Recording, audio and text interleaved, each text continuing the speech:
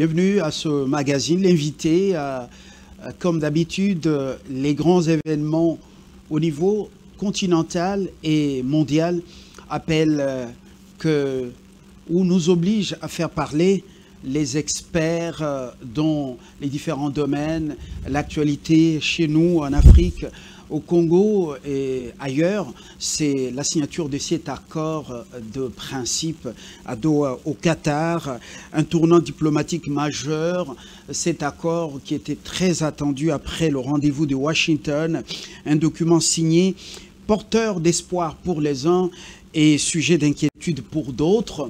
Évidemment, quels sont les véritables enjeux derrière cet accord et qui y gagne, qui y perd et surtout que cache le langage diplomatique utilisé dans le texte signé entre le représentant de la RDC, du gouvernement bien entendu, et les terroristes du M23 qui occupent une partie de la République, surtout dans la partie orientale.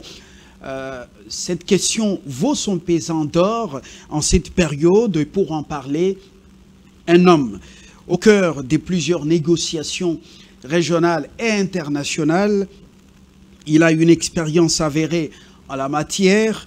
Léonard Tshioki-Toundou Lundula, ancien vice-premier ministre en charge des affaires étrangères, de l'intégration régionale et dans les temps, la coopération internationale était également dans ses attributions comme ministre qui est passé par ce portefeuille et aujourd'hui député national élu de Lumumba-Ville, oui, le fief de Patrice Emery Lumumba qui totalise 100 ans dans l'au-delà depuis sa venue au monde, sa carrière, même sa lutte pour l'indépendance de ce pays. Décryptage, analyse de ce sujet avec vous, Léonard Tshioki-Toundou, bienvenue.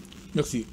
Alors, la toute première question, Félix Tshisekedi Tshilombo, président de la République, a-t-il franchi la ligne rouge qu'il ne voulait pas franchir à travers la signature de cet accord de principe à Doha? Non, je crois qu'il faut partir d'une certaine évidence. Face à l'agression dont la République démocratique du Congo continue à être l'objet actuellement, il y avait deux solutions. Ou bien une riposte militaire, ou alors on choisit la voie pacifique, en l'occurrence diplomatique. Alors, un consensus, comme je l'avais dit à plusieurs reprises, s'est dégagé à la fois sur le plan interne et sur le plan international pour éviter la riposte militaire, vu les conséquences dévastatrices que ça pourrait provoquer à la fois sur le plan humain, mais aussi sur le plan matériel. Donc il ne restait plus que la voie pacifique. Et là, il faut quand même vous rappeler le fait que nous sommes l'objet d'une agression. Et je le répète encore une fois, qui a été opérée de deux manières. À la fois indirectement, par la sous-traitance du M23, et puis directement par le franchissement des frontières internationales de la République démocratique du Congo par l'armée régulière rwandaise. C'est comme ça qu'il faut considérer les choses. Bon, et partant de là, aujourd'hui, puisqu'on a choisi la voie pacifique, pendant que nous négocions avec le véritable agresseur, qui est le Rwanda, on ne peut plus aujourd'hui ignorer le fait qu'il y a une autorité de fait qui administre aujourd'hui les deux provinces de l'Est de la République démocratique du Congo. C'est une autorité de fait, le M23, aujourd'hui. Par conséquent, on ne peut plus, à la demande même de la communauté internationale, ignorer ce mouvement. Tout en ne le reconnaissant pas, mais nous devons nous rendre à l'évidence que c'est un occupant de fait qui dispose du monopole de la violence, cette fois-ci illégitime, parce que ce n'est pas un groupe, ce n'est pas une entité étatique, mais c'est plutôt un groupe non étatique, sub-étatique, donc un groupe armé. Bon, et c'est pour cela que, après le processus de Washington, qui aboutit à l'accord du 27 juin, il fallait maintenant engager des pourparlers avec le M23, mais Au fait, le président de la République a coupé la poire en deux. Première chose, il n'était pas question que le gouvernement de la République soit l'interlocuteur de ce sous-traitant de l'agression dont la République démocratique du Congo est l'objet. Parce que l'agresseur, c'est le Rwanda. C'est le Rwanda. Oui.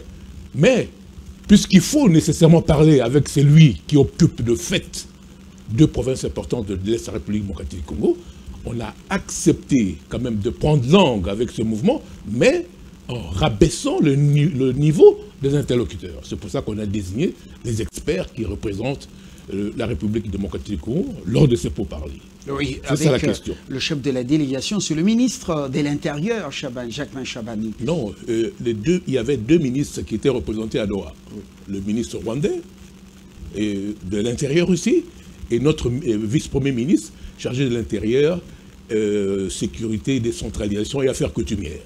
Mais les deux ministres étaient simplement observateurs. Ils ne participaient pas aux négociations. Ça, il faut bien le rappeler. Donc, ce n'était pas de négociateurs. Ils étaient uniquement observateurs. Voilà, parce qu'effectivement... Donc, le Rwanda, plutôt voilà. Ici, le M23, n'est pas légitimé par le pouvoir de Kinshasa. Non, on n'est pas légitimé comme un interlocuteur étatique, mais comme un groupe armé qui occupe de fait deux provinces importantes du pays. Par conséquent, on ne peut plus l'ignorer. Donc ici, c'est pour ça que j'ai dit, effectivement, le président de la République ne voulait pas prendre langue au niveau gouvernemental avec le M23, parce que, je vous rappelle encore une fois, il y a deux éléments importants que l'opinion doit savoir.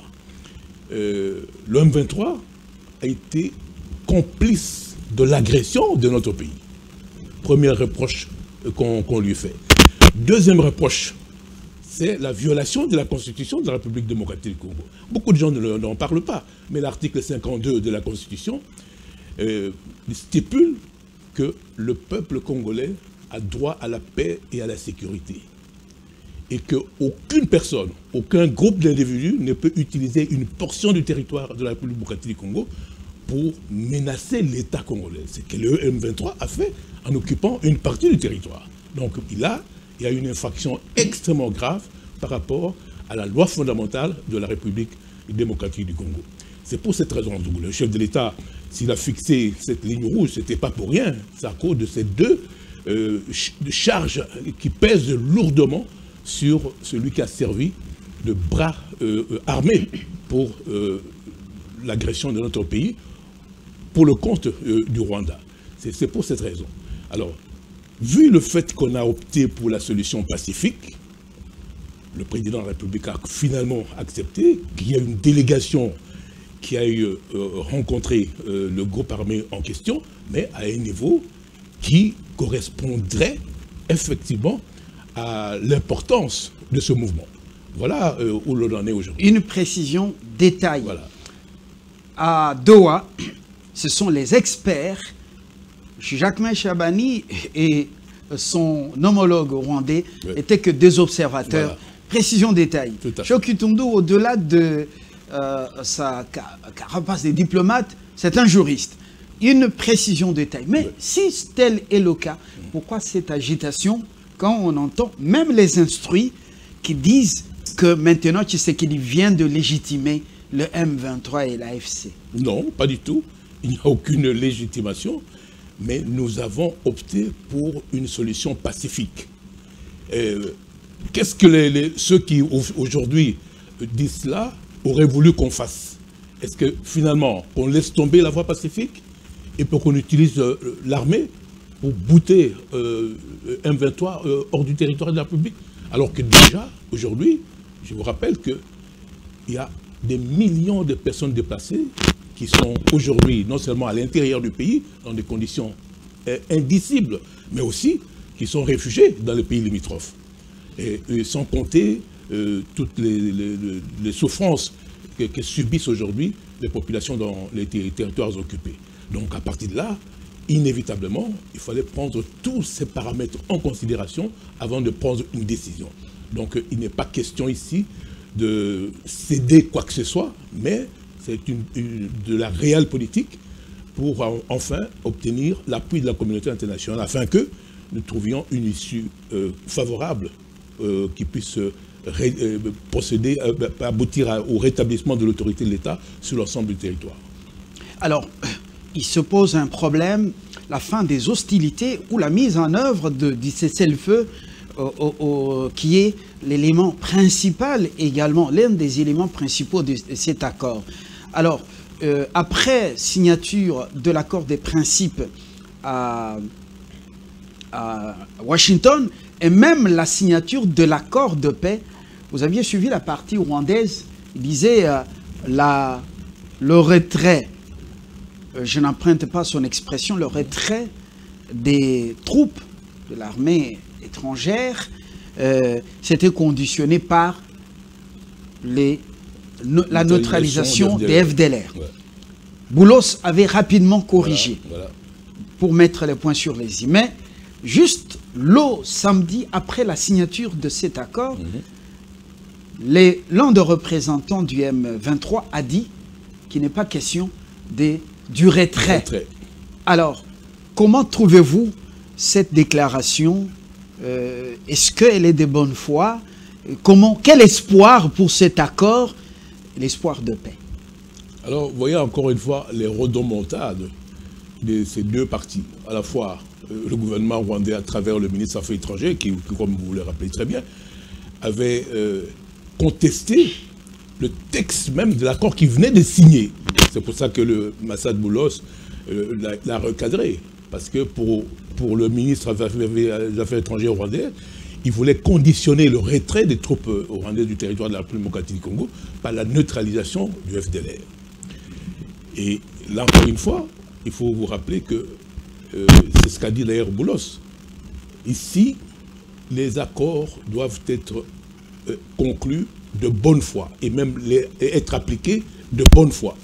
C'est ce qu'on dit en jargon latin, pacta sunt servanda. C'est-à-dire qu'il faut respecter la parole donnée. C'est très important. Mais là, juste après la signature de l'accord, c'était quand même une incartade et même un peu une rodomontade, effectivement, de la part du ministre des Affaires étrangères rwandais. Heureusement que Boulos l'a recadré. Encore une fois, ici, le chef de la délégation du M23 a vite s'est comporté de la même façon après la signature de cette déclaration de principe pour finalement contester l'obligation qui incombe au M23 de se retirer des zones qu'il occupe et de démanteler aussi les administrations parallèles qu'il a mises en œuvre. Là, je dois vous rappeler une chose qui est très importante, qu'il faut que l'opinion le sache. Ici, la feuille de route dans ce processus, c'est la résolution 2773 du Conseil de sécurité des Nations Unies, qui est l'organe permanent chargé du maintien de la paix et de la sécurité internationale. Et là, comme je l'ai rappelé l'autre fois, il y avait des obligations qui incombaient respectivement au Rwanda, à la République démocratique du Congo et en même temps au M23. Donc les trois protagonistes au conflit. Concernant le Rwanda, c'est toujours bien de marteler là-dessus, il a été fait obligation au Rwanda de retirer ses troupes du territoire de la République démocratique du Congo sans condition et immédiatement, et ensuite cesser tout appui au M23. Et pour le M23, il était question de se retirer des zones qu'il occupe et en même temps de démanteler les administrations parallèles qu'il a mises en œuvre. C'est tout à fait clair. Et après ça, il y a eu l'accord du 27 juin dernier. Sans oublier que, concernant la République démocratique du Congo, effectivement, il nous incombait, nous, de procéder à la neutralisation du FDLR. Alors, la déclaration de l'accord du 27 juin, ça rentre dans le cadre de la mise en œuvre de la résolution du Conseil de sécurité des Nations Unies, donc 2773. Vous êtes dans la lecture du langage diplomatique du texte et de Washington et de Doha. Parce qu'il y a beaucoup d'agitation. Tout le monde veut interpréter ce texte. Il faut qu'on explique comme il faut. Et vous voyez, l'accord de 27 juin reprend les termes de la résolution du Conseil de sécurité des Nations Unies. Et d'ailleurs, dans le préambule, il est très bien dit qu'on faisait référence à cette résolution qui est, comme je l'ai rappelé tout à l'heure, une véritable feuille de route. Ça a été marqué dans le préambule de l'accord. Et comme vous savez, le préambule fait partie intégrante, c'est au fait le bloc de conventionnalité de l'accord. C'est très important. Donc, ça, c'est une chose qui est très, très importante. Alors maintenant, avec l'accord, la déclaration de principe, parce que là, encore une fois, le modus operandi est presque la même chose. Avec le Rwanda, on a commencé par la déclaration de principe, et puis ensuite par l'accord de paix qui a été signé par les deux ministres respectifs des Affaires étrangères du Rwanda et de la République démocratique du Congo. Est-ce que ça sera la même démarche, la même procédure avec les terroristes de M23 à Doha? Tout à fait. Il faut voir, c'est-à-dire à deux niveaux différents. C'est-à-dire là, c'était deux États qui sont protagonistes au conflit, et puis il y a un sous-traitant qu'on ne peut plus ignorer parce qu'il occupe, comme j'ai dit tout à l'heure, une situation de fait dans les deux provinces actuellement, donc on ne peut plus l'ignorer. Alors, mais on entre en parler avec le M23 au niveau qui est le sien. C'est comme ça, en lui envoyant effectivement des experts. Mais alors, après... cette déclaration-là, encore une fois, c'est très important. D'une part, on fait référence dans les principes de la résolution 2773 qui doit être respectée, c'est très important. Il ne faut pas oublier que le médiateur lui-même est membre permanent du Conseil de sécurité et puis la plus grande puissance diplomatique du monde. Et ça, c'est très important, il ne faut pas prendre à la légère. Donc c'est aussi en tant que, non seulement dans les cadres bilatéraux entre nous et les États-Unis d'Amérique, mais il ne faut pas oublier que les États-Unis sont un membre prééminent parmi les membres permanents du Conseil de sécurité des Nations Unies. Donc ce n'est pas n'importe quel membre, et c'est très important de le rappeler. Donc on ne pouvait pas ne pas faire référence à la résolution 2773 du Conseil de sécurité des Nations Unies. Et ça a été rappelé dans la déclaration de principe qui a été signée tout récemment. L'autre élément important qu'il faut ajouter, c'est que cette déclaration de principe stipule très bien que les négociations avec le M23 s'inscrivent dans le cadre de l'accord de paix signé le 27 juin dernier entre la République démocratique du Congo et le Rwanda. Vous comprenez? Donc c'est très important. Donc on ne peut pas ignorer l'accord de paix qui a été signé le 27 juin de 2025 entre le Rwanda et la République démocratique du Congo. Alors on peut considérer que le futur accord de Doha serait, on peut dire, une sorte de sous-ensemble de l'accord de paix signé donc, à Washington. Voilà. Mais ce sont au niveau des experts, donc représentants des terroristes, des experts du gouvernement congolais, mais au mois d'août, ça sera des négociations entre toujours les experts du gouvernement congolais et les terroristes, ou entre le gouvernement et les M23? Non, c'est toujours les experts. Ce sont les experts qui vont représenter le gouvernement. C'est important de rappeler.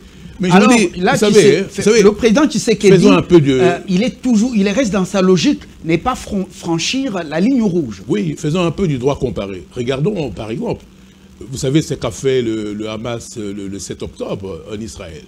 Mais malgré ça, le contact demeure entre Israël et le Hamas. Et toujours à Doha, au Qatar. Vous comprenez? Tout en bombardant Gaza, Israël maintient le contact. Encore une fois, ce sont des gens qui détiennent les otages. Et le seul moyen de libérer ces otages-là, c'est de négocier avec le Hamas, même si il est considéré comme terroriste. Donc il faut bien comprendre.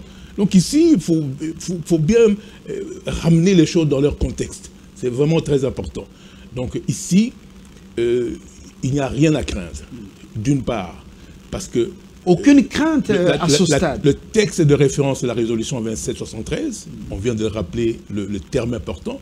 Et ensuite, il y a le fait aussi que l'accord, la déclaration de principe qui vient d'être signée entre les experts de la République démocratique du Congo et le M23 stipule très bien que les négociations qui vont commencer maintenant, parce que en principe, à partir la déclaration stipule que d'ici le 29 juillet, c'est la mise en œuvre de la déclaration de principe.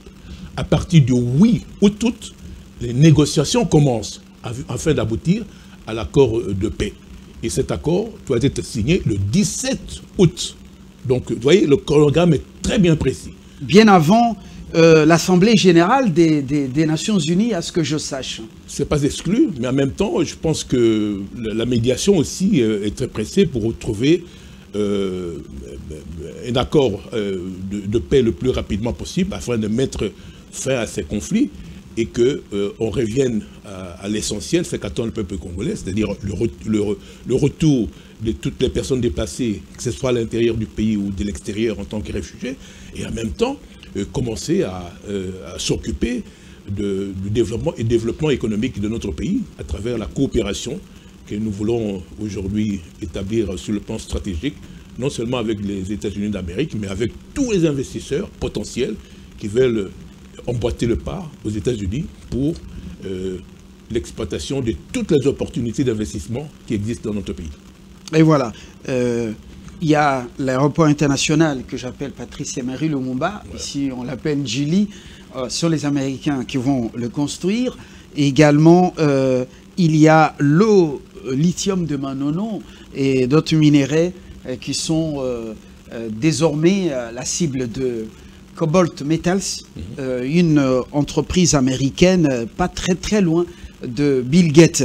Alors, Léonard Sékou Toundou, quelle est la contrepartie lorsque vous lisez la déclaration des principes qui est, on peut dire, un tenant lieu avant l'accord proprement dit, on peut dire même le reflet ou le miroir de ce qui sera fait en août. Alors, quelle est la contrepartie accordée au M23? Autrement, le M23 obtient quelle part, par exemple, après avoir fait pris Goma, Bukavu et tant d'autres localités? Bon, d'abord, sur l'accord, maintenant, on s'est mis d'accord sur un cessez-le-feu permanent. Vous voyez, le 23 avril dernier, c'était la déclaration conjointe entre le M23 et la délégation de la République démocratique du Congo. Là, il était question d'instaurer une trêve, hein, une cessation provisoire des conflits. Mais cette fois-ci, dans cette déclaration, il est question d'un cessez-le-feu permanent pendant tout le processus de négociation qui va aboutir au 17 août, la signature de l'accord de paix. Bon. Mais ici, quand vous dites c'est qu'on accorde au M23, je crois que, là encore une fois, il faut chaque fois nous renvoyer à la résolution 2773.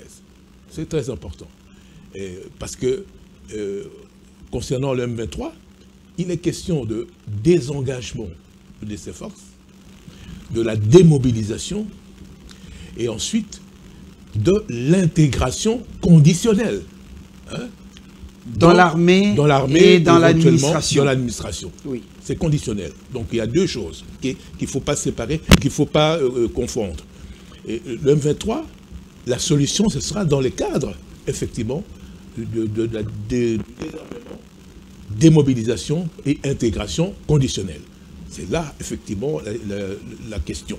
Mais ça sera au bon vouloir de Kinshasa, du pouvoir de Kinshasa. Au bon vouloir, mais on verra. C'est-à-dire, si une personne remplit les conditions qui sont effectivement posées, effectivement, il n'y aura pas de problème. Mais il y a d'autres personnes, effectivement, qu'on ne pourra pas. Parce qu'il faut bien savoir que pendant cette occupation, il y a beaucoup de crimes, beaucoup d'infractions qui étaient commises. Et les auteurs de ces infractions doivent rendre le compte. Ça, il ne faut pas non plus oublier. Donc, par conséquent, tout sera examiné au cas par cas, comme le stipule effectivement l'accord. Alors, Léonard Sékou Toundou, le Kigali a-t-il influencé les termes de la déclaration des principes? Est-ce qu'il y a quand même son ombre à Doha? je voudrais également poser cette question. Le retrait des troupes rwandaises du territoire congolais, tel que mentionné dans l'accord de paix signé à Washington. Il est vrai qu'il y a des troupes de l'armée rwandaise sur notre territoire. Le M23 n'est pas seul. Alors, est-ce que dans la déclaration des principes de Doha, cela est mentionné de manière tacite ou indirecte? Dans l'accord de Doha, comme je vous ai dit, Oui. cet accord s'inscrit dans le cadre d'un autre accord qui est celui qui a été signé par le Rwanda et la République démocratique du Congo. C'est la déclaration de principe qui le rappelle. Donc, vous voyez, donc tout est vraiment... Ici, c'est pour ça que je vous dis que c'est vraiment tout un processus de la mise en œuvre de la résolution 2773 pour finalement aboutir à l'accord de paix que tout le monde attend. Et pour ça, il y a des étapes qu'il faut parcourir. C'est pour cette raison, effectivement, qu'il y a eu la signature de cette déclaration. C'est comme ça qu'il faut la comprendre. Alors, pendant cette période de cessez-le-feu, les troupes de l'armée rwandaise sont encore chez nous en attendant l'application ou la mise en application de l'accord de paix de Washington. C'est une précision de taille, mais le rôle des puissances régionales ou des communautés régionales, on cite l'EAC, la SADC, l'Union africaine. Vous avez vu Samba Panza Catherine, et l'ancienne présidente de l'Éthiopie, à Kinshasa pendant un certain temps. Je crois qu'elle y reste encore. Et quel sera leur rôle selon ces déclarations des principes? À mon avis, ils interviendront en tant que de besoin. Mais pour l'instant, il faut dire que bon, la médiation américaine et qatarienne occupe une place vraiment prépondérante pour la conclusion de cet accord. Donc c'est tant mieux. C'est pour ça que pour nous, c'est nous qui sommes concernés par cette agression. Donc toute personne, toute organisation qui était en mesure de venir contribuer efficacement à la résolution de la crise était bienvenue. C'est pour ça qu'effectivement, on a accepté la médiation à la fois américaine, mais aussi qatarienne. Mais sans ignorer le processus formel, parce que les deux processus, que ce soit celui de Doha ou de Washington, c'est un processus informel, parce que ce sont deux chefs d'État qui, de leur propre initiative, ont accepté de contribuer. Le grand avantage dans ce processus, c'est que ce sont deux pays importants, à la fois dans les relations avec la République démocratique du Congo, mais aussi avec le Rwanda. Donc ils étaient vraiment très bien placés pour rapprocher les deux protagonistes au conflit. Donc ils jouent un rôle primordial, mais sans préjudice d'une intervention quelconque de la part des organisations régionales qui restent dans l'expectative aujourd'hui pour voir comment les choses vont se dérouler. Leur intervention sera opérée en tant que de besoin. Mais pour l'instant, je pense qu'il faut faire confiance à la médiation qui est en train de faire un travail efficace, parce que comme vous l'avez remarqué, à la fois pour l'accord du 27 juin, mais aussi cette déclaration de principe qui vient de signer avec le M23, est saluée par le monde entier. Je crois que ce soit les Nations Unies, la communauté internationale dans son ensemble, et même, quand même, je vois que même à l'intérieur du pays, il y a beaucoup de gens aussi qui considèrent que c'est une avancée considérable pour l'aboutissement de cette crise. Est-ce que le moment de la signature de cette déclaration des principes qui sera suivi de l'accord le 7 août, justement, est-ce que c'est un fait anodin ou c'est stratégiquement choisi? Autrement, est-ce qu'il y a des pressions, il y aurait des pressions internationales? Le Congo, la RDC, est membre non permanent du Conseil de sécurité, mais c'est membre non permanent du Conseil de sécurité qui est agressé par son voisin. Et puis, les enjeux géostratégiques cachés. Léonard Kitundu, on n'en parle pas, mais en sourdine, on est en train de percevoir quand même des signaux très forts. Quelle est votre analyse personnelle? Mais moi, je pense que, prenons l'exemple des deux médiateurs, le Qatar et les États-Unis, ce sont quand même deux pays qui sont intéressés par une coopération économique, commerciale avec la République démocratique du Congo. Donc là aussi, ils sont pressés. Et pour que cette coopération soit effective, il faut d'abord ramener la paix dans ce pays. Parce que on voit très mal comment les investisseurs, qataris ou même américains, puissent s'aventurer dans un pays où règne une situation conflictuelle. Donc ça, c'est aussi quelque chose qui est très important. Et comme je vous l'ai dit tout à l'heure, les États-Unis sont aussi membres permanents du Conseil de sécurité des Nations Unies. Et c'est le Conseil de sécurité qui a pris la résolution 2773. Et là, je crois que sur le plan diplomatique, les États-Unis aussi sont en train d'accomplir leurs obligations en tant qu'un grand responsable du maintien de la paix et de la sécurité internationale. Donc il faut saluer. Mais en même temps, je pense que aujourd'hui, là, la question effectivement de la coopération économique est fondamentale. Et là, le seul moyen de faire des affaires dans ce pays, qui est un pays continent, qui regorge de toutes les matières premières critiques recherchées actuellement dans le monde, et qui d'ailleurs dont dépend aujourd'hui, même la survie de la planète aujourd'hui, je pense que tout le monde est pressé pour que ce pays retrouve la paix, pour qu'il soit la locomotive de l'Afrique, mais en même temps aussi qu'il puisse contribuer à la grande crise, même environnementale, qui menace le monde entier aujourd'hui. Et voilà, c'est l'un des créneaux du parti dont vous êtes le président, même l'autorité morale, le vert ou la gestion environnementale est d'une importance capitale. Et vous êtes l'auteur d'une proposition, la constitution d'une sorte de ce qu'on appelle cartel trilatéral, c'est-à-dire les trois poumons massifs de la planète, le bassin du Congo, l'Amazonie et l'Indonésie. Quand vous étiez vice-premier ministre, vous aviez proposé ça et l'idée avait pris corps. Mais nous revenons justement à cette déclaration de principe qui va vers la signature d'un accord de paix. Chez Kitundu, quels sont les atouts du président Tshisekedi dans tous ces processus? Et Washington et Doha, est-ce qu'il en sort gagnant? Il en sort privilégié? En tout cas, il faut dire que le président a été très bien inspiré.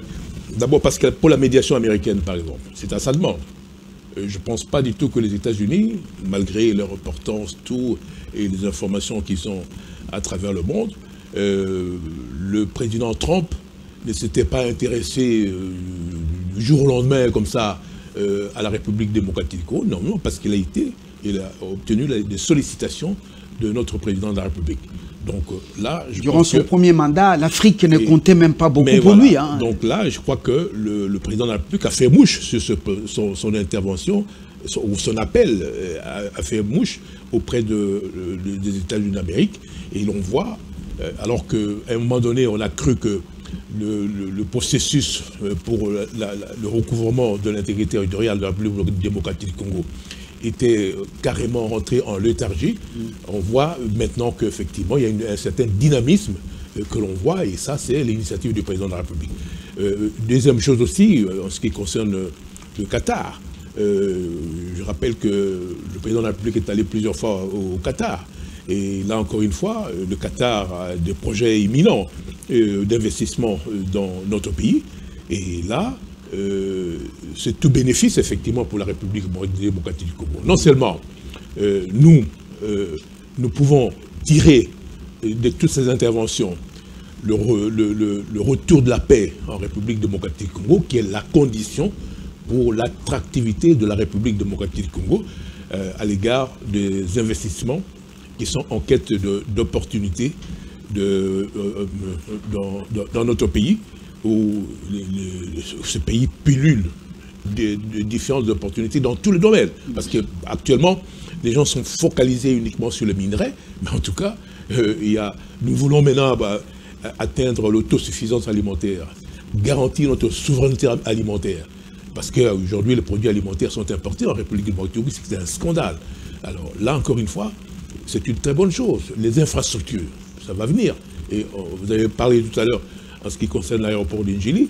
Là, ce ne sont pas des minerais, c'est quand même l'aéroport. Le Congo, ici, doit disposer d'un hub aérien qui puisse être vraiment le grand, la centralité dans le domaine aérien. Le Congo a cette vocation-là. Donc, et puis, encore une fois, l'aéroport, c'est un grand investissement au niveau de la création d'emplois et dans d'autres domaines dont la République du Congo a besoin aujourd'hui. Alors, les atouts pour celui qui dirige maintenant la République démocratique du Congo, vous l'avez fait, vous l'avez dit, il a été inspiré, et surtout, ça tombe à point de main avec cette diplomatie des affaires qui semble être l'une des priorités de l'administration Trump. Et nous sommes, donc les États-Unis misaient sur l'exploitation des minéraux stratégiques en Ukraine. Et voulait bien que la guerre soit une page tournée, mais ce n'est pas encore le cas. Vous voyez que le Kremlin ne semble pas flexible. Alors ça tarde les choses. Apparemment, c'est le Congo qui devient une priorité. Le non-dit, c'est votre regard? À mon avis, parce que bon, comme vous voyez, la crise ukrainienne n'est pas arrivée encore à une situation où on peut trouver une issue, mais pour la République démocratique du Congo, je crois que les choses sont très avancées, parce que bon, il y a les contacts à la fois entre le gouvernement de la République et le gouvernement rwandais, et maintenant, comme vous venez de voir, nous avons aussi pris contact avec le M23 qui a agi à la demande du gouvernement rwandais, et avec tout ce qu'il y a comme chronogramme aujourd'hui, je pense qu'il y a lieu d'être positif et même optimiste par rapport à l'issue de cette crise qui n'a que trop duré, afin que finalement on s'occupe du développement économique de notre pays. Donc pour les Américains, je pense que c'est aussi une grande opportunité, c'est même pain béni pour eux, parce que tout ce qu'ils pourraient obtenir en Ukraine, ils pourraient le trouver dans notre pays. Donc la question effectivement congolaise devient prioritaire, et surtout que, bon, il n'y a pas que la République démocratique du Congo. Vous avez vu aussi qu'il y a 5 chefs d'État africains qui ont été reçus à Washington. Donc il y a un nouveau regard maintenant des États-Unis et du président Trump vers l'Afrique, ce qui est une très bonne chose. Mais le Congo en Afrique reste vraiment primordial aujourd'hui pour la diplomatie, non seulement classique, mais en même temps entrepreneuriale du président Trump pour le Congo. Alors, deux petites préoccupations avant de boucler. C'est donc la décision du président, cette initiative, vous l'avez dit, il a été inspiré, mais ça ne fait pas que des heureux. Certains se sentent frustrés.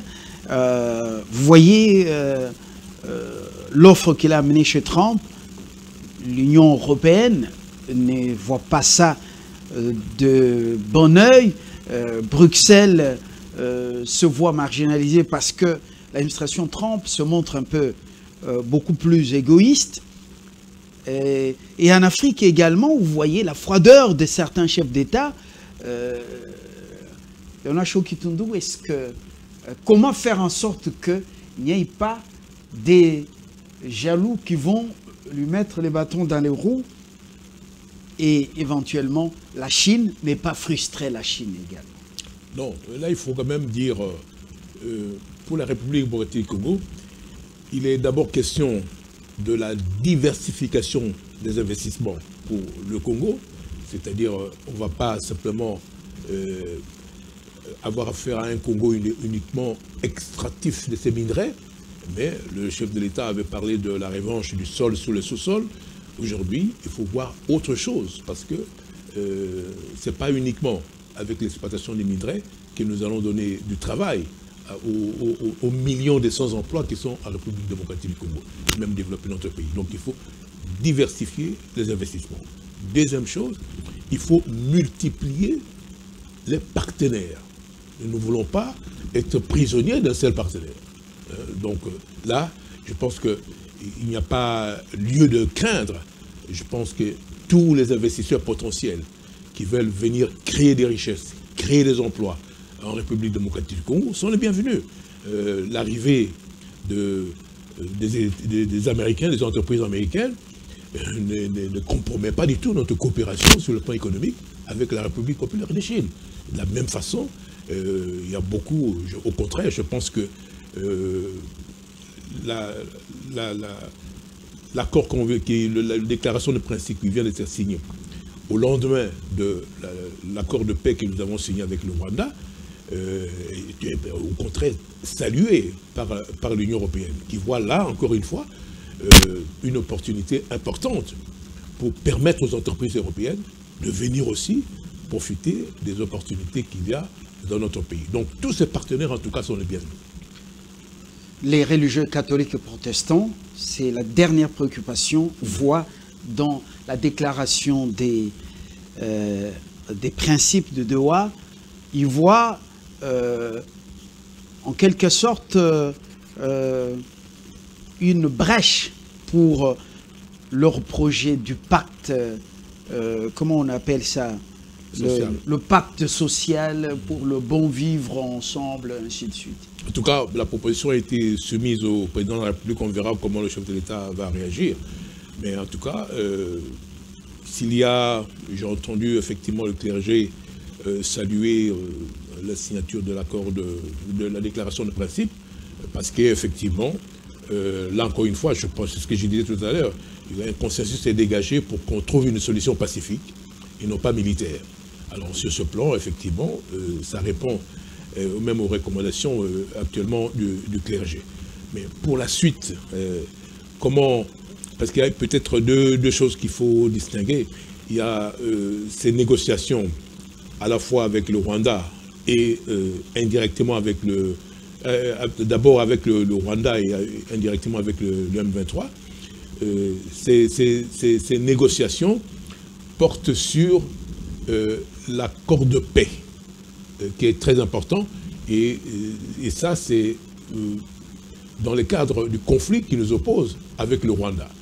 Et bon, mais le rôle du M23 aussi, et ici ce que j'ai dit, j'avais même souligné dernièrement, le conflit qui sévit en République démocratique du Congo est d'abord un conflit interétatique.